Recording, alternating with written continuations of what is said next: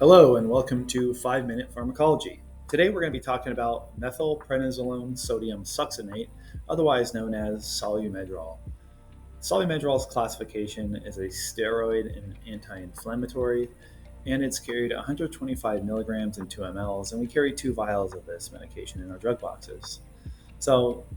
Just remember that solumedrol is a potent synthetic steroid that inhibits many substances that cause an inflammatory response.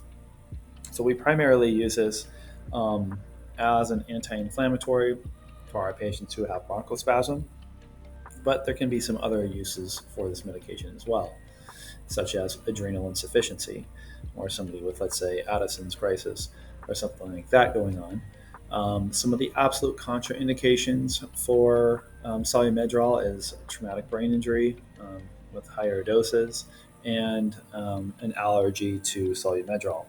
So just remember that this is a slow acting medication. You're not going to get any immediate effects of this drug. If you give it, it's supposed to be given IV or IO. The onset is about 1 to 6 hours. Its peak effect is within 8 hours, and its duration is 18 to 36 hours. So we would give this for bronchospasm patients at 2 milligrams per kilogram. We can do this IV, IO, or IM.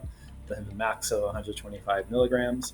And shock for adrenal crisis or adrenal insufficiency at 2 milligrams per kilogram IVIO to a max of 125 milligrams.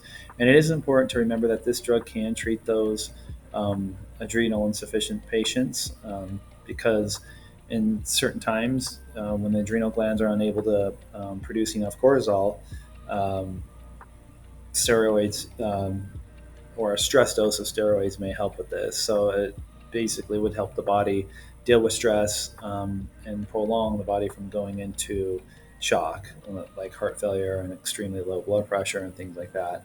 Um, because solumedrol, in the setting of adrenal insufficiency, in the setting of adrenal insufficiency, can mimic the effects of cortisol.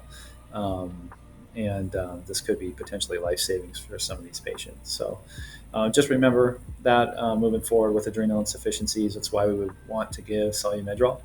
Hope you learned something about solumedrol today. Thank you for listening.